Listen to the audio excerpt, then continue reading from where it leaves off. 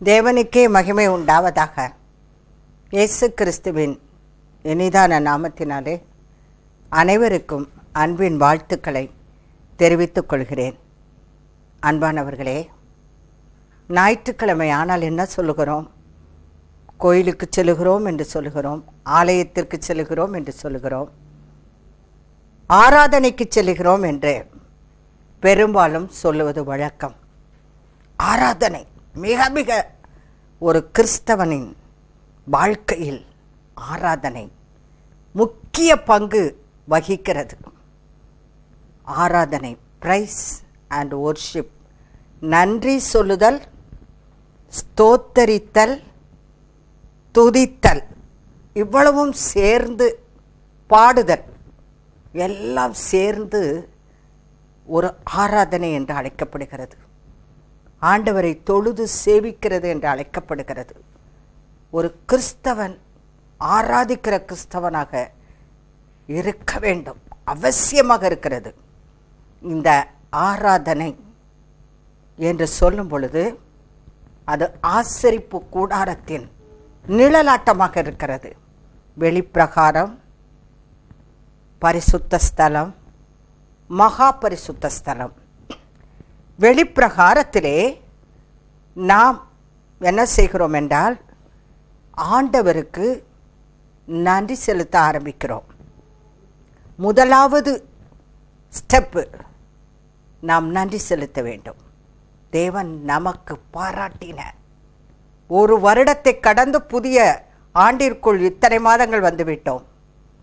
எத்தனை நன்மைகள், எண்ணில் அடங்காதது, கணக்கில் அடங்காதது. இன்றைக்கு நாம் ஜீவிப்பது, நாம் சுவாசிப்பது, ஆரோக்கியமாக இருப்பது, நிற்பது, நடப்பதே ஒரு கிருபை என்பதை கூட நாம் அறிந்து கொள்ள வேண்டும். அப்படியாக நன்றி செலுத்துகிற பகுதி வெளிப்பிரகாரத்தில் நடக்கிறது. The goodness of Lord Jesus, அதுதான் வெளிப்பிரகாரம். அதற்கு பின்பு நான் நன்றி செலுத்த செலுத்த செலுத்த நாம் பரிசுத்த ஸ்தலத்திற்குள் நுழைகிறோம். இந்த நன்றி செலுத்துகிற பகுதியில் மட்டும் வரை சாத்தான் தன் வேலையை, தன் தந்திரத்தை ஆராதிக்க விடாதபடிக்கு செய்ய முயற்சி செய்யலாம். ஆனால் பரிசுத்த ஸ்தலத்திற்குள் நுழைந்து விட்டால் சத்துருவுக்கு அங்கே வேலை இல்லை. பிரைஸ் அண்ட் வொர்ஷிப் தான் அந்த பரிசுத்த ஸ்தலத்தில். The greatness of Lord Jesus, வெளிப்பிரகாரத்தில் the goodness of Lord Jesus, அவருடைய நன்மைகள், the greatness of Lord Jesus, ஆண்டவருடைய மகத்துவங்களை, அவருடைய நாமத்தின் மகத்துவங்களை, அவர் அற்புதர் என்பதை, அதிசயமானவர் என்பதை சொல்லி சொல்லி சொல்லி துதிக்கும் பொழுது நாம் என்ன செய்கிறோம் என்பதே நமக்கு தெரியாது. அப்படி ஒரு பரவசம், அப்படி ஒரு குதூகலம், அப்படி ஒரு தேவ பிரசன்னம், அப்படி ஒரு தேவன் மகிமை நம்மை ஆட்கொள்ளும். குதிக்கலாம், என்ன வேணாலும் செய்யலாம், கத்தலாம். தேவனை ஆர்ப்பரிப்போடு, பெருவெள்ளத்தின் இரைச்சலோடு, இடிமுழக்கத்தின் சத்தத்தோடு தேவனை ஆராதிக்கிறோம். அந்த இடத்துல the greatness of Lord Jesus. அப்படியே நம்ம துதிகளை போய் போய் போய் பிரதான ஆசாரியன் ஒரு காலத்தில் நுழைந்த மகா பரிசுத்த ஸ்தலத்தில் அந்த திரைச்சிலையை இரண்டாக கிழித்து தன் மாம்சத்தின் வழியாக இரத்தத்தை சிந்தி மகா பரிசுத்த ஸ்தலத்திற்குள் நுழையும் சாக்கியத்தை தேவன் நமக்கு ஏற்படுத்தி கொடுத்தார் அல்லவா? அதற்கு பின்பு ஆசை தீர மனதார துதித்து ஸ்தோத்தரித்து த ஹோலி ஆஃப் ஹோலிக்குள் நாம் நுழைகிறோம். அங்கு நாம் சிங்காசனத்தில் வீற்றிருக்கும் இயேசுவின் அருகில் செல்கிறோம். மணவாளன், ஓ ஹல்லேலூயா! அந்த இடத்தில் நாம் யாரை சந்திக்கிறோம்? சிங்காசனத்தில் வீற்றிருக்கும் மணவாளனுக்கும் மணவாட்டிக்கும் உள்ள உறவு. மிகவும் அமைதலாக மணவாளனோடு நாம் பேசலாம், நாம் உரையாடலாம். மணவாளன் ஆகிய இயேசு கிறிஸ்து நம்மோடு கூட மெல்லிய குரலில், இனிமையான குரலில், ஓ ஹல்லேலூயா, அவர் பேசுவார். அதுதான் ஹோலி ஆஃப் ஹோலி. சிங்காசனத்தின் அருகில் சென்று விட்டால் அது மகிமையின் தளம். ஒரு ஆராதனை எடுத்துக்கொண்டால் இந்த அளவுக்கு அந்த வொர்ஷிப் போகணும். ஸ்டெப் பை ஸ்டெப்பாக போய் மகா பரிசுத்த ஸ்தலத்திற்குள்ளே சிங்காசனத்தின் அருகில் நாம் சென்று விட்டால், அந்த மகிமையின் தளத்திற்குள் நாம் போய்விட்டால், மணவாளனோடு மணவாட்டி உரையாடுகின்ற அந்த நேரத்திலே நாம் எதையும் கேட்காமலேயே நம்முடைய தேவைகள் அத்தனையும் சந்திக்கப்பட்டவர்களாக அந்த வொர்ஷிப்புக்கு நாம் செல்ல வேண்டும். அதுதான் அன்பானவர்களே உண்மையான ஒரு ஆராதனை. ஆராதனையின் முறைமை இந்த மெத்தடில் போனால் ரொம்ப தேவனுடைய பரிசுத்த மகா பரிசுத்த ஸ்தலத்திற்குள் நுழைந்து வரலாம். ஆனால் என்ன செய்கிறோம்? ஆலயத்தில் நேரம் குறிப்பிட்டு மகா பரிசுத்த செல்வதற்கு வாய்ப்பு கொடுப்பதில்லை. ஆனால் நாம் வீட்டிலே இல்லத்திலே அனுதினமும் ஒரு நேரத்தை குறித்து இந்த காரியங்களையெல்லாம் செய்து மகா பரிசுத்த ஸ்தலத்திற்குள் சென்று வர வேண்டும். இது என்னோட அனுபவம்.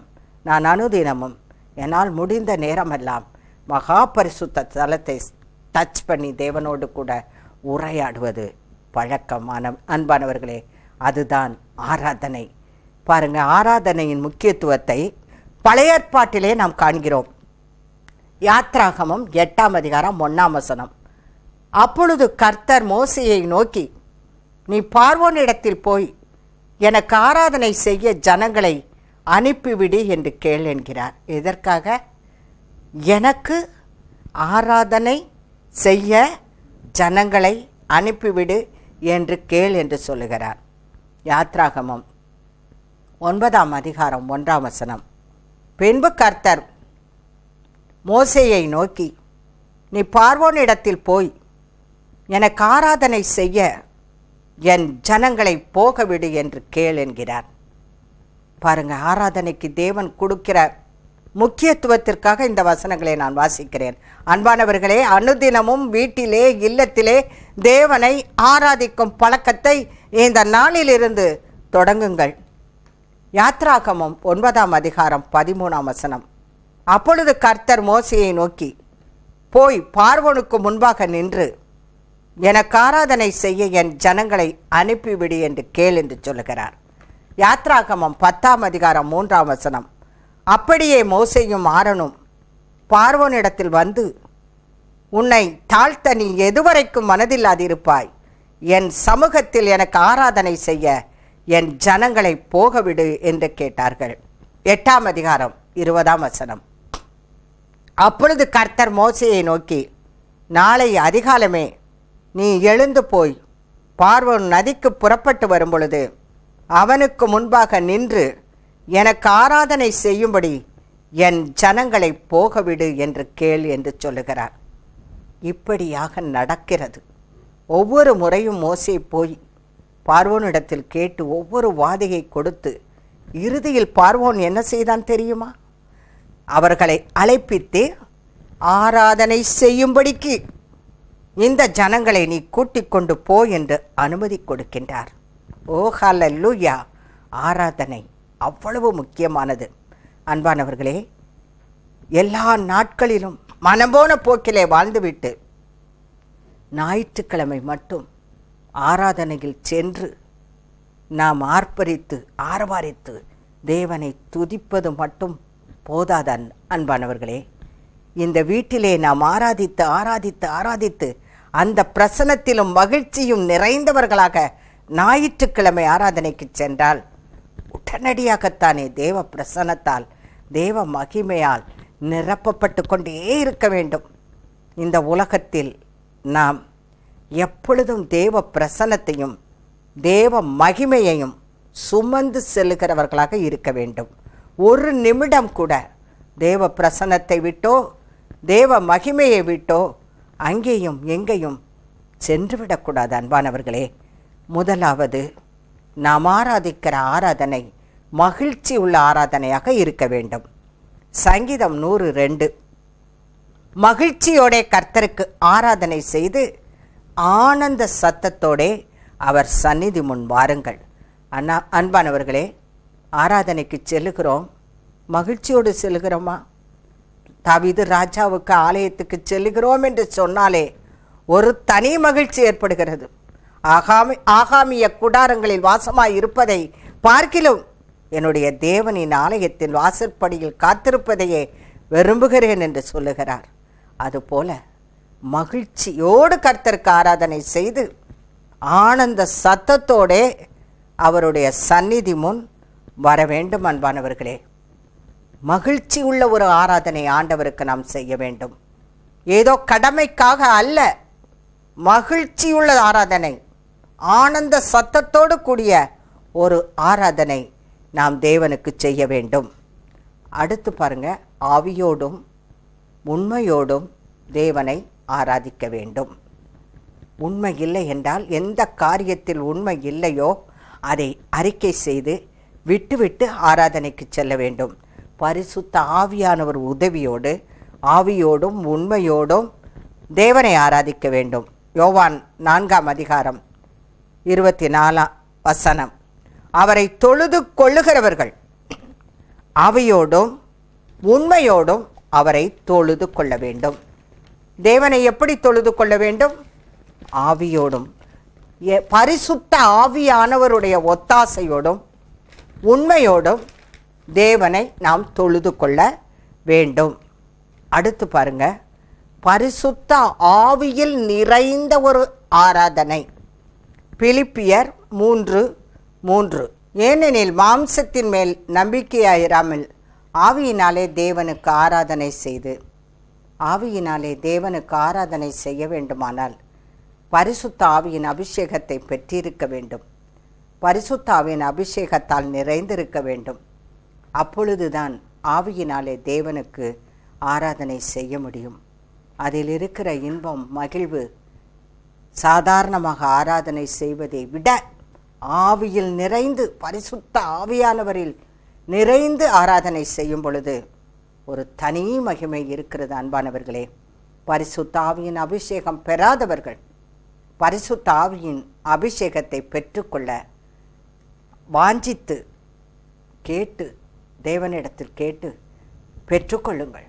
பரிசுத்த ஆவியின் அபிஷேகம் ஒரு கிறிஸ்தவனுக்கு நிச்சயமாக தேவைப்படுகிறது. ஆகவே பரிசுத்த ஆவியில் நிறைந்து நாம் ஆராதனை செய்ய வேண்டும்.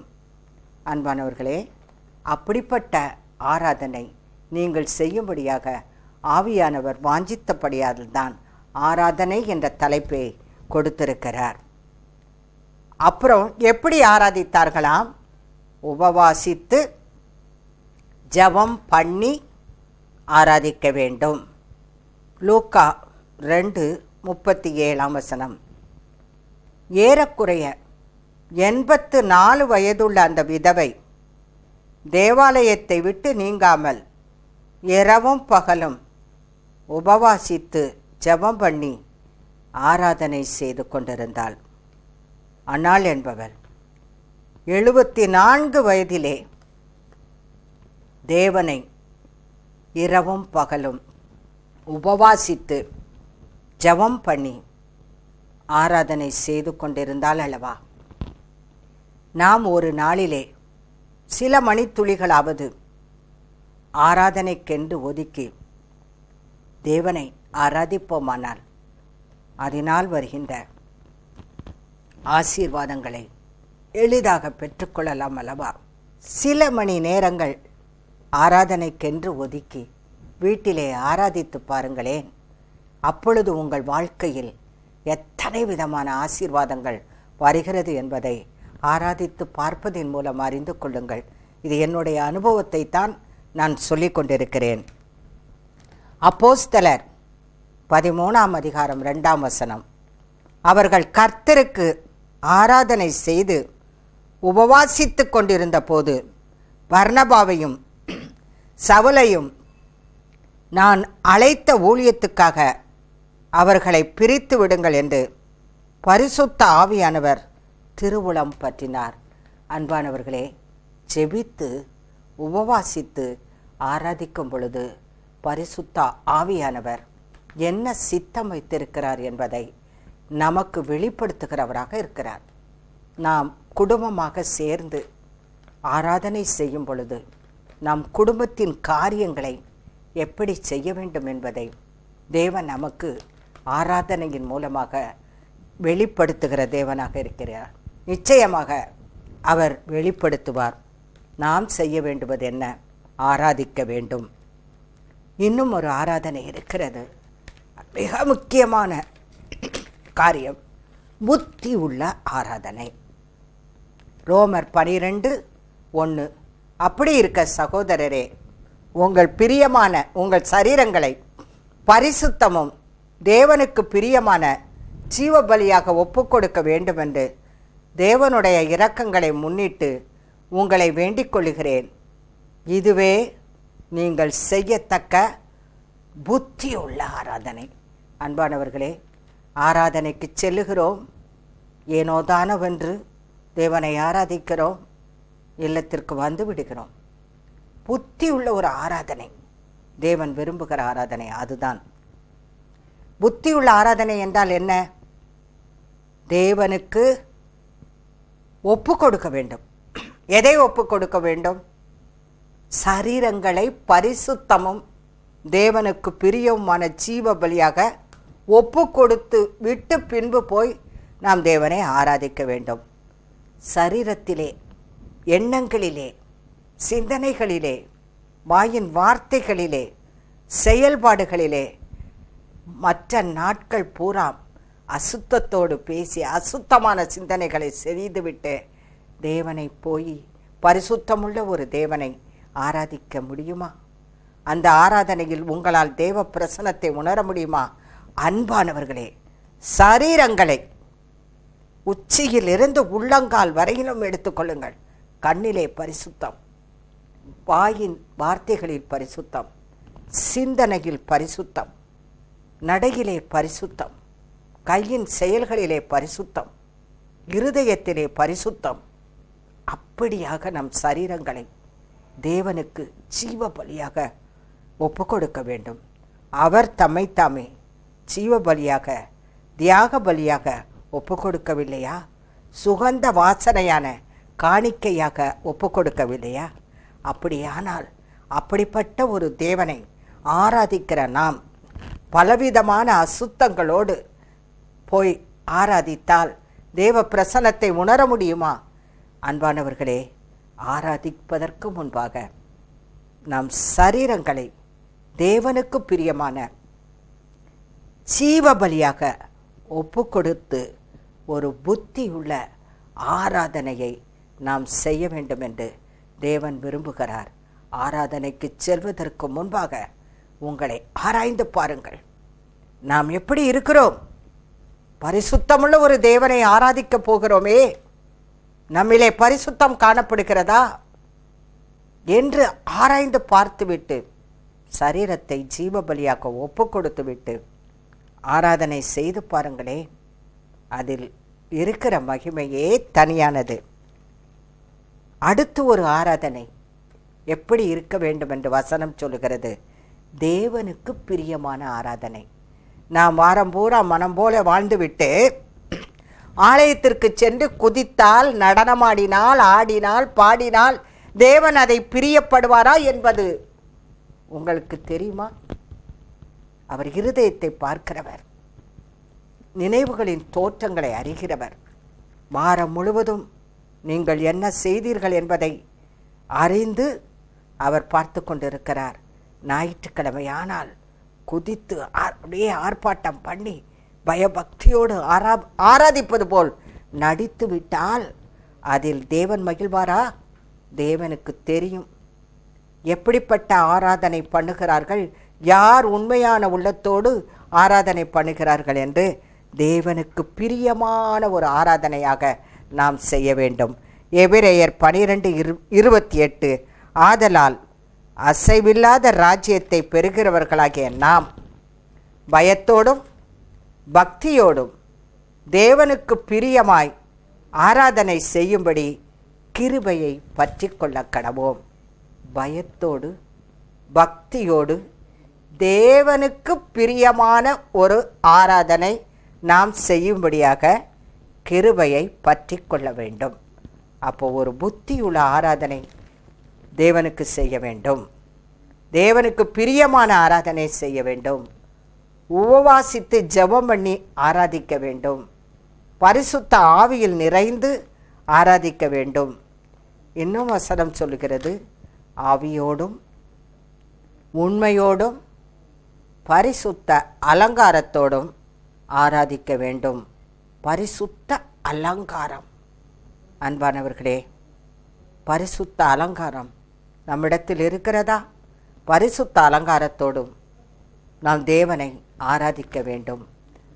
இப்படிப்பட்ட காரியங்களோடு, இப்படிப்பட்ட ஆயத்தங்களோடு இல்லத்திலும் ஆலயத்திலும் தேவனை நாம் ஆராதிப்போமானால், ஆராதனையினால் தேவன் எத்தனை நன்மைகளை நமக்கு தருகிறாரோ அத்தனை நன்மைகளையும் தவறாமல் பெற்றுக்கொள்ளலாம்.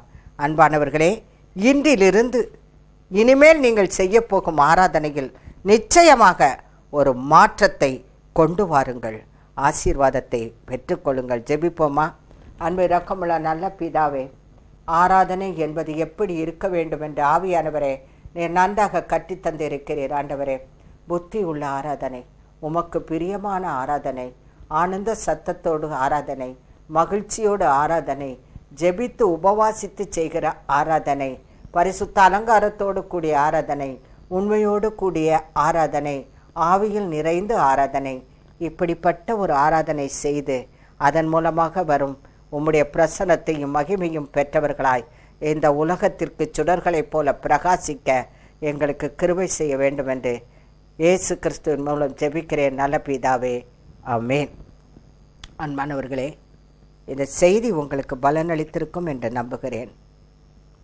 அதை எங்களுக்கு தெரியப்படுத்துங்கள். தேவன் தாமே உங்களை ஆசீர்வதிப்பாராக. ஆராதனை குறித்த ஒரு பாடலை பாடுகிறோம், கேட்டு மகிழுங்கள். அல்லேலூயா. ஆராதனை ஆராதனை ஆராதனை ஆராதனை ஆராதனை ஆராதனை ஆராதனை ஆராதனை ஆராதனை ஆராதனை ஆராதனை ஆராதனை புத்தியுள்ள ஆராதனை, ஜீவனுள்ள ஆராதனை, ஆனந்த சத்தத்தோடு ஆராதனை, மகிழ்ச்சியோடு ஆராதனை, புத்தியுள்ள ஆராதனை, ஜீவனுள்ள ஆராதனை, ஆனந்த சத்தத்தோடு ஆராதனை, மகிழ்ச்சியோடு ஆராதனை. அல்லேலூயா அல்லேலூயா அல்லேலூயா அல்லேலூயா அல்லேலூயா அல்லேலூயா அல்லேலூயா அல்லேலூயா அல்லேலூயா அல்லேலூயா அல்லேலூயா. தூய ஆவியோடு ஆராதனை, உண்மையுள்ள ஆராதனை, பரிசுத்தமுள்ள ஆராதனை, தேவனை புகழ்ந்த ஆராதனை. தூய ஆவியோடு ஆராதனை, உண்மையுள்ள ஆராதனை, பரிசுத்தமுள்ள ஆராதனை, தேவனை புகழ்ந்த ஆராதனை. அல்லேலூயா அல்லேலூயா அல்லேலூயா அல்லேலூயா அல்லேலூயா அல்லேலூயா அல்லேலூயா அல்லேலூயா அல்லேலூயா அல்லேலூயா அல்லேலூயா அல்லேலூயா.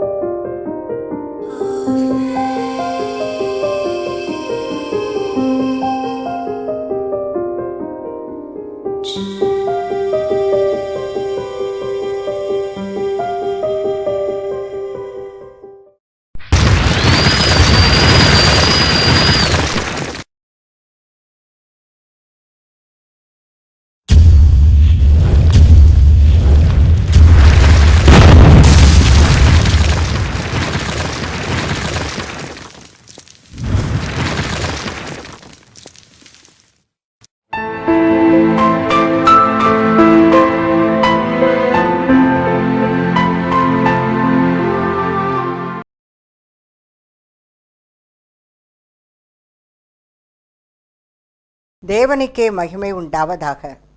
இயேசு கிறிஸ்துவின் இனிதான நாமத்தினாலே உங்கள் அனைவருக்கும் என் அன்பின் வாழ்த்துக்களை தெரிவித்துக் கொள்கிறேன்.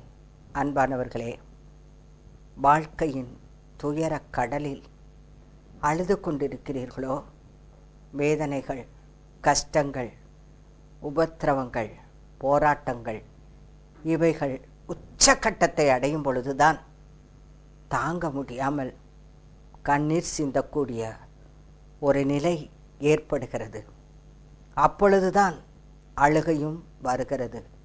அன்பானவர்களே, இந்த நாளில் தானே ஆண்டவர் உங்கள் கண்ணீரை கண்டு மிகவும் வருந்தி, ஏன் அழுகிறாய் மகளே என்ற தலைப்பின் கீழே ஒரு செய்தியை கொடுத்திருக்கிறார். அன்பானவர்களே, இந்த நாளில் தானே கண்ணீர் துளிகளை நீங்கள் தேவ சமூகத்திலே சிந்தின ஒவ்வொரு சொட்டு கண்ணீருக்கும் கணக்கு வைத்திருக்கிற தேவன் இந்த நாளிலே என்ன நினைத்திருக்கிறார் தெரியுமா? உங்கள் கண்களின் கண்ணீரை துடைக்க விரும்புகிறார். நீங்கள் இத்தனை நாட்களாக அழுது அழுது சோர்ந்து போயிருக்கிறீர்கள் அல்லவா? உங்கள் கண்ணீரை துடைக்க தேவன் விரும்புகிறார். உங்கள் கண்ணீருக்கு பதிலை இந்த நாளிலே கொடுக்கும்படியாக உங்களிடம் கேட்கிறார். ஏன் அழுகிறாய் என் மகளே? நீ ஏன் அழுகிறாய் என் பிரியமே? அழாதே என் மகளே, அழாதே என் செல்லமே, அழாதே என் பிரியமே. உனக்காக இந்த நாளிலே இந்த செய்தியை ஆவியானவர் மூலமாக யார் யார் அழுது கொண்டிருக்கிறீர்களோ, வேதனையின் உச்சக்கட்டத்தில் அழுது கொண்டிருக்கிறீர்களோ, அவர்கள் கண்ணீரையெல்லாம் இந்த நாளிலே ஆண்டவர் துடைக்க விரும்புகிறார். வேதாகமத்தை எடுத்துக்கொண்டு வாசித்து பாருங்கள். எத்தனை பேர் அழுதார்கள்! எல்லாருடைய பெரும்பாலானோருடைய கண்ணீரை ஆண்டவர் துடைத்து உடனடியாகத்தானே அவர்கள் அழுகையின் சத்தத்திற்கு செவி கொடுத்து பதிலளித்ததை வேதத்தில் நாம் வாசிக்கிறோம் அல்லவா? இந்த நாளிலே நீங்கள் இப்பொழுது கண்ணீரை துடைத்து கொள்ளுங்கள். தாவீது ராஜா கூட அழுதார். ஒரு ராஜாவே அழக்கூடிய சந்தர்ப்பங்கள் வாழ்க்கை வந்தது அல்லவா? என் கண்ணீரினால் என் படுக்கையை நினைக்கிறேன் என்று சொல்லுகிறார். துக்கத்தின் மிகுதியால் அவரும் அழுதார். ஆகவே அழுகை என்பது வாழ்க்கையில் எல்லோருக்கும் வரக்கூடிய ஒரு நிலைதான். ஆனால் நம் அன்பர் இயேசு, நம் நேசர் இயேசு நம் கண்ணீரை காண்கிறவர் மட்டுமல்ல, அதை கணக்கில் வைக்கிற தேவன் மட்டுமல்ல, அவர் நம் கண்ணீர்களை துடைக்கிற தேவனுமாக இருக்கிறார். நீ இனிமேல் அழுது கொண்டு இருக்க மாட்டாய், உன் துக்க நாட்கள் முடிந்து போனது என்று சொல்லுகிறார். இனி கூக்குரலின் சத்தமும் அழுகையின் சத்தமும் உன் எல்லைகளில் கேட்க மாட்டாது. அதற்கு மாறாக துதியின் சத்தமும் கீத சத்தமும் ஆனந்த சத்தமும் தான் ஒலிக்கப் போகிறது. அன்பானவர்களே, வேதத்திலே நீங்கள் நன்றாக அறிந்த சம்பவங்களைத்தான் நான் சொல்லி எப்படி ஆண்டவர் ஒவ்வொருவருக்கும் கண்ணீரை துடைத்து பதிலளித்தார் என்பதை பார்க்க போகிறோம். முதலாவதாக நாம் பார்ப்போம். ஆண்டவராகிய இயேசு கிறிஸ்து ஆகாரின் கண்ணீரை காண்கிறார். பிள்ளையின் சத்தத்தை கேட்கிறார். ஆதியாகமம் 21 அதிகாரம் 16 பிள்ளை சாகிறதை நான் பார்க்க மாட்டேன் என்று எதிராக அம்பு பாய்கிற தூரத்தில் உட்கார்ந்து சத்தமிட்டு அழுதாள். சாதாரணமாக அழல, மிகவும் துக்கமான ஒரு சூழ்நிலையிலே, பாதகமான ஒரு சூழ்நிலையிலே அவள் சத்தமிட்டு அழுவதை தவிர வேறு அவளுக்கு எண்ணம் தோன்றவில்லை. சத்தமிட்டு அழுகிறார். ஆகாரின் அழுக்குரலை கண்டார். பிள்ளையின் அழுகிற அழுகையின் சத்தத்தை கேட்டார்.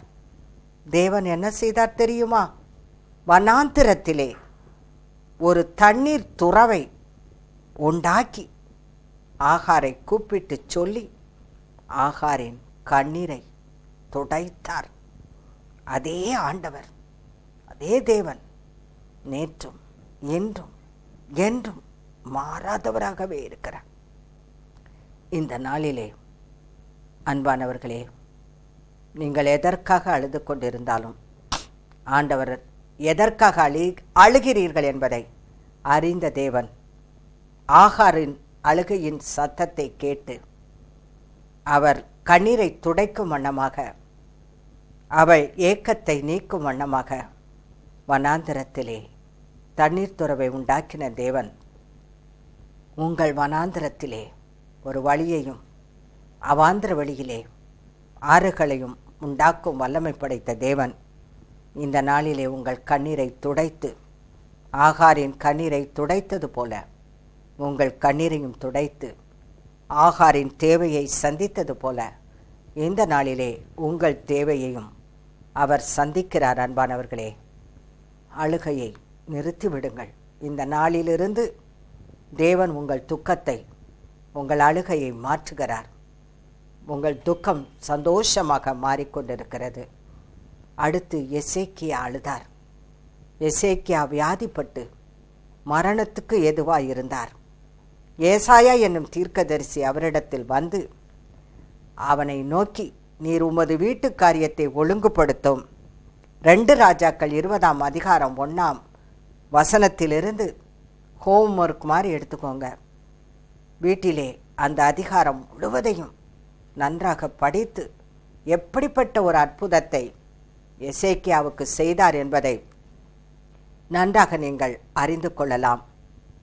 ஏசாயா தீர்க்கதரிசி வந்து சொல்லுகிறார், நீர் உமது வீட்டு காரியத்தை ஒழுங்குபடுத்தும், நீர் பிழைக்க மாட்டீர், மரித்து போவீர் என்று கர்த்தர் சொல்லி போய் சொல்லுகிறார். ஆனால் எசேக்கியா என்ன செய்தார் தெரியுமா? அப்பொழுது எசேக்கியா தன் முகத்தை சுவர் புறமாக திருப்பிக் கொண்டு கர்த்தரை நோக்கி, கர்த்தாவே, நான் உமக்கு உண்மையாக உண்மையும் மன உத்தமமாய் நடந்து உமது பார்வைக்கு நலமானதை செய்தேன் என்பதை நினைத்தருளும் என்று விண்ணப்பம் பண்ணினான். எசேக்கியா மிகவும் அழுதான். எப்படி இருக்கும் யோசித்து பாருங்களேன். உன் வீட்டு காரியத்தை ஒழுங்குபடுத்து, நீ மரித்து போவாய் என்று சொல்லும் பொழுது எத்தனை வேதனை. ஆனால் அவன் ஆண்டவரை எந்த குறையும் சொல்லாமல், என்னை நினைத்தருளும், நான் உத்தமமாய் நடந்தேன், உமது பார்வைக்கு நலமானதை செய்தேன், உண்மையாய் நடந்தேன், அதை நீர் நினைத்தருளும் ஆண்டவரே என்று சொல்லி மிகவும் அழுதான். ஆகார் சத்தமிட்டு அழுதாள். எசேக்கியா மிகவும் அழுதான். நாம் அழுதால் நம் அன்பர் நேசர் தேவனால் சகித்து கொள்ள முடியாது, தாங்கிக் கொள்ள முடியாது. ஐயோ, என் பிள்ளை அழுகிறதே என்று அவர் தன் எண்ணத்தை கூட மாற்றிவிடுவார். என்ன செய்கிறார்? உன் விண்ணப்பத்தை கேட்டேன், உன் கண்ணீரை கண்டேன், நான் உன்னை குணமாக்குவேன், நீ ஆலயத்துக்கு போவாய், உன் நாட்களோடு 15 வருடங்களை ஆயுசு நாட்களை கூட்டிக் கொடுத்தேன் என்று பதிலளிக்கின்றார். எசேக்கியா அழுதார். அதே தீர்க்கதரிசியை கொண்டு மீண்டுமாக அதே எசேக்கியாவிடம் இன்னும் 15 ஆண்டுகளை கூட்டிக் கொடுக்கிறேன் என்று சொல்ல வைத்தார். அன்பானவர்களே, எசேக்கியாவின் கண்ணீரை தேவன் துடைத்தார். மரண படுக்கையிலிருந்து தூக்கி எடுத்தார். ஆயுசு நாட்களை 15 ஆண்டுகள் கூட்டிக் கொடுத்தார். அன்பானவர்களே, இந்த நேரத்தில் தேவன் உங்கள் அழுகையின் சத்தத்தையும் கேட்டுக்கொண்டிருக்கிறார். உங்கள் விண்ணப்பத்தை கேட்டுக்கொண்டிருக்கிறார். உங்கள் கண்ணீரை காண்கிறார். அது மட்டுமல்ல, உங்களுக்கு இந்த நாளிலே வாக்களிக்கின்றார். எதற்காக நீ அழுது கொண்டிருக்கிறாயோ அந்த காரியத்தை என்னால் மட்டுமே தீர்த்து வைக்க முடியும். ஆகவே நீ அழுவதை நிறுத்திவிடு. நான் உனக்கு இந்த நாளிலே பதிலளிக்கும்படியாகத்தான் பேசிக்கொண்டிருக்கிறேன் என்று சொல்லுகிறார். அன்பானவர்களே, அழுகையின் பள்ளத்தாக்கை உருவ நடந்து கொண்டிருக்கிறீர்களோ, இந்த நாளிலே அது அரும் நீரூற்றாக தேவன் மாற்றப் போகிறார் என்பது நிச்சயம்.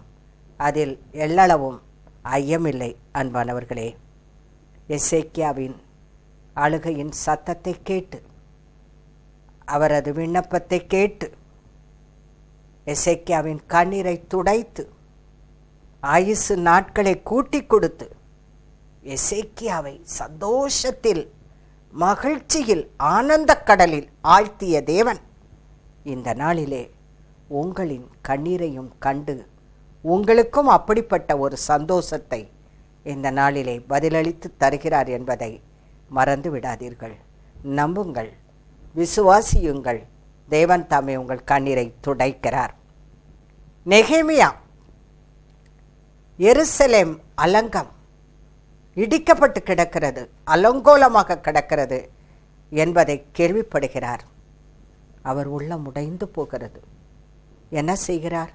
நெகேமியா 1ஆம் அதிகாரம் 4ஆம் வசனம்.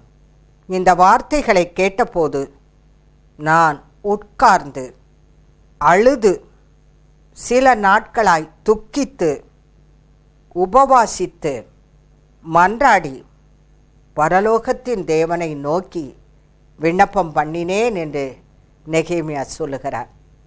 எருசலேம் அலங்கம் இடிக்கப்பட்டு அலங்கோலமாய் கிடக்கிறதை கேட்டவுடனே நெகேமியாவால் அதை தாங்கிக் கொள்ள முடியவில்லை. அவன் என்ன செய்கிறார்? உட்கார்ந்தார், அழுதார், சில நாட்களாய் துக்கித்தார், உபவாசித்தார், பரலோகத்தின் தேவனை நோக்கி மன்றாடினார், விண்ணப்பமும் பண்ணினார். பதில் கிடைத்ததா? அவன் அழுகையின் சத்தத்தை தேவன் கேட்டாரா? நெகேமியாவின் கண்ணீரை தேவன் துடைத்தாரா? நெகேமியா 2ஆம் அதிகாரம் 2ஆம் வசனம். அப்பொழுது ராஜா நெகேமியாவை பார்த்து, நீ துக்கமுகமாய் இருக்கிறது என்ன? உனக்கு வியாதி இல்லையே, இது மனதின் துக்கமே ஒழிய வேறொன்றும் அல்ல என்றார் என்று நெகேமியாவிடம் அவன் துக்கமுகத்தை கண்டு காரணத்தை கேட்கிறார். நெகேமியா சொல்லுகிறார், எருசலேமின் அலங்கம் இடிக்கப்பட்டு கிடக்கிறதை என்னால் தாங்கிக் கொள்ள முடியவில்லை என்று.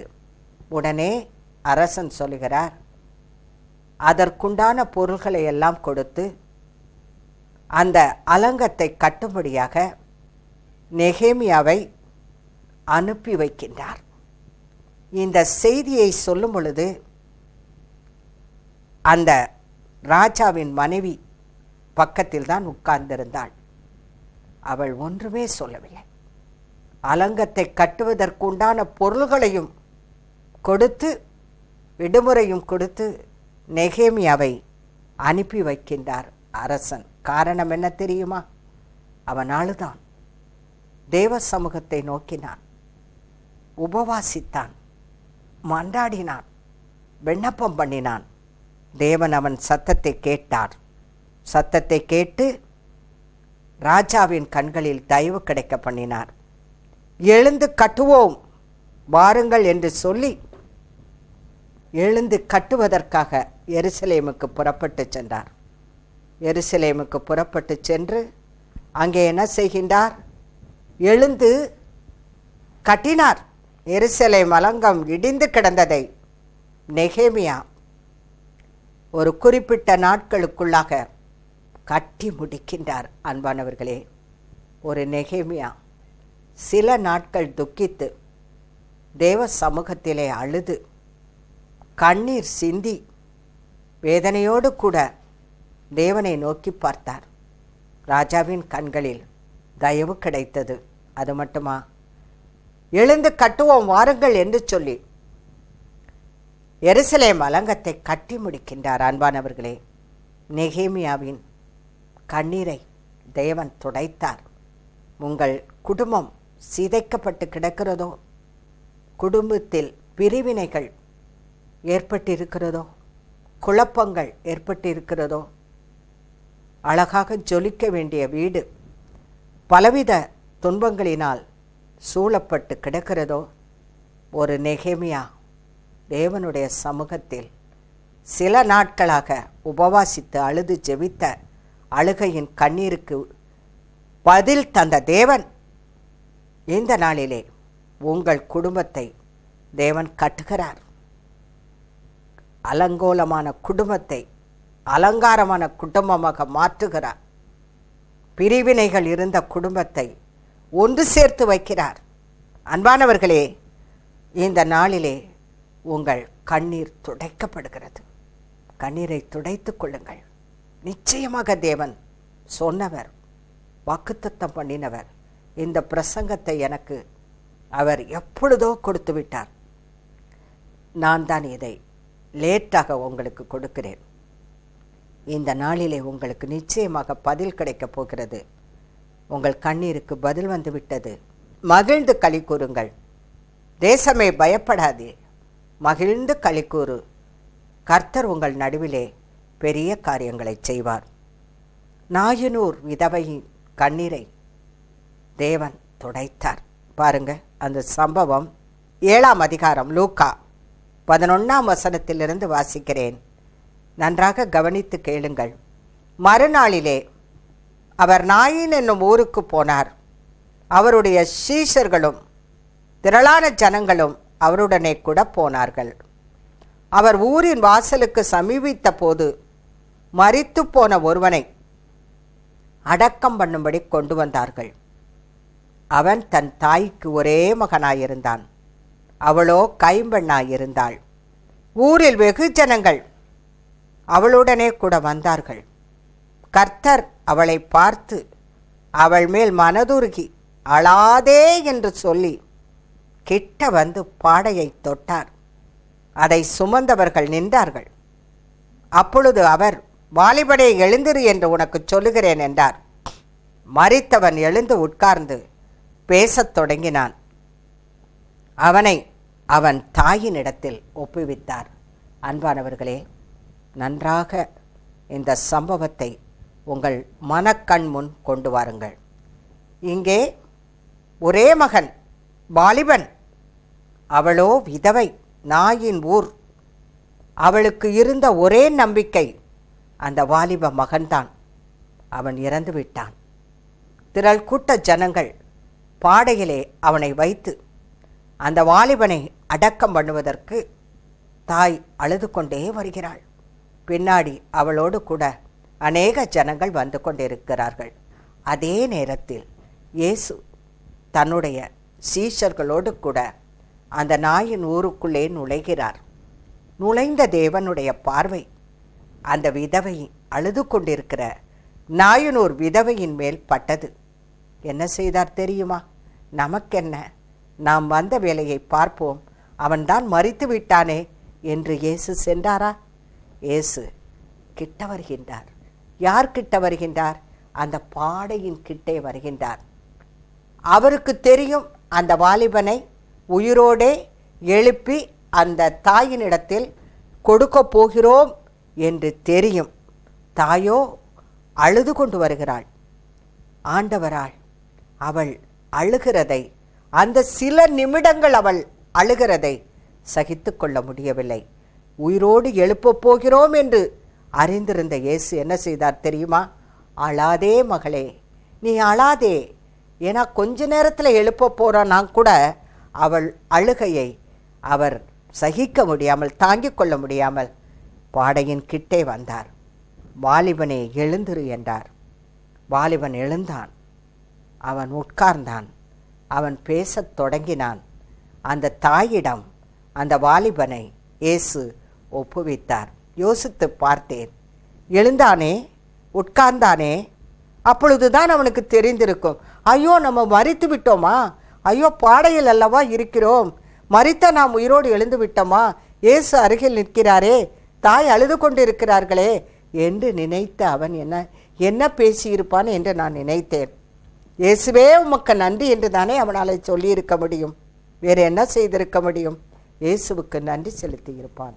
அன்பானவர்களே, மரித்த வாலிபனை அழாதே என்று சொல்லி அந்த நாயினூர் விதவைக்கு உயிரோடு எழுப்பி கொடுத்த தேவன் அது போன்ற உங்கள் வாழ்க்கையில் உயிரற்று கிடக்கின்ற எல்லா காரியங்களையும் இந்த நாளிலே தேவன் தாமே உயிர்ப்பித்து உங்கள் கண்ணீரை துடைக்கிறார். அன்பானவர்களே, கவலைப்படாதிருங்கள். கண்ணீரை துடைக்கும் தேவன் இந்த நாளிலே உங்களுக்கு பதில் தருகிறார். இனிமேல் கூக்குரலின் சத்தமும் அழுகையின் சத்தமும் உங்கள் எல்லைகளில் கேட்க மாட்டாது. பதிலாக துதியின் சத்தமும் கீத சத்தமும் ஆனந்த சத்தமும் ஒலித்திடும். அல்லேலூயா. ஜெபிப்போமா?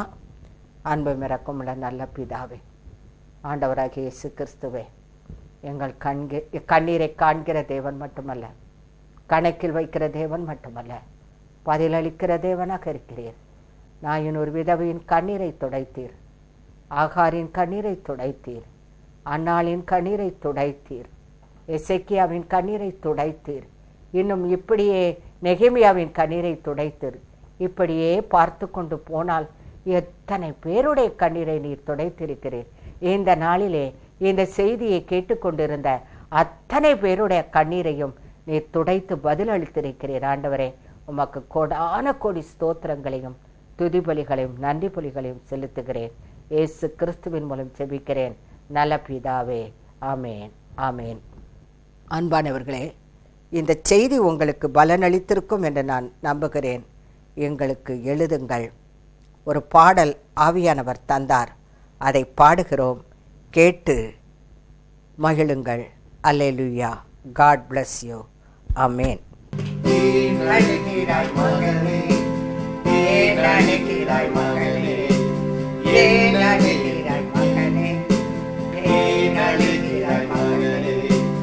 என்ன வேண்டும் இப்போது தருகிறேன். என் பிரியமே, அழாதே என் செல்லமே, அழாதே என் பிரியமே, அழாதே என் செல்லமே. கூக்குரலின் சத்தம், அழுகையின் சத்தம் இனி உன் எல்லைகளில் கேட்காதே. கூக்குரலின் சத்தம், அழுகையின் சத்தம் இனி உன் எல்லைகளில் கேட்காதே. துதியின் சத்தமும் கீத சத்தமும் ஆனந்த சத்தமும் ஒலித்திடுமே. துதியின் சத்தமும் கீத சத்தமும் ஆனந்த சத்தமும் ஒலித்திடுமே. ஏன் அழுகிறாய் மகளே, ஏன் அழுகிறாய் மகளே, ஏன் அழுகிறாய் மகளே, ஏன் அழுகிறாய் மகளே.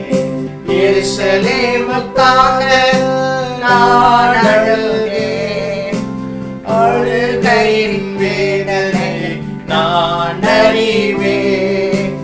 எருசலேமுக்காக நான் அழுதேன், அழுகையின் வேதனை நான் அறிவேன். கண்ணீர் துளிகளை கணக்கில் வைத்துள்ளேன், பதிலளித்தென்று பெற்றுக் கொள்வார். கண்ணீர் துளிகளை கணக்கில் வைத்துள்ளேன், பதிலளித்தென்று பெற்றுக் கொள்வார். ஏன் அழுகிறாய் மகளே, ஏன் அழுகிறாய் மகளே, ஏன் அழுகிறாய் மகனே, ஏன் அழுகிறாய் மகளே. என்ன வேண்டும் இப்போது தருகிறேன். அழாதே என் பிரியமே, அழாதே என் செல்லமே, அழாதே என் பிரியமே, அழாதே என் செல்லமே. கூக்குரலின் சத்தம், அழுகையின் சத்தம் இனி உன் எல்லைகளில் கேட்காதே. கூக்குரலின் சத்தம், அழுகையின் சத்தம் இனி உன் எல்லைகளில் கேட்காதே. துதியின் சத்தமும் கீத சத்தமும்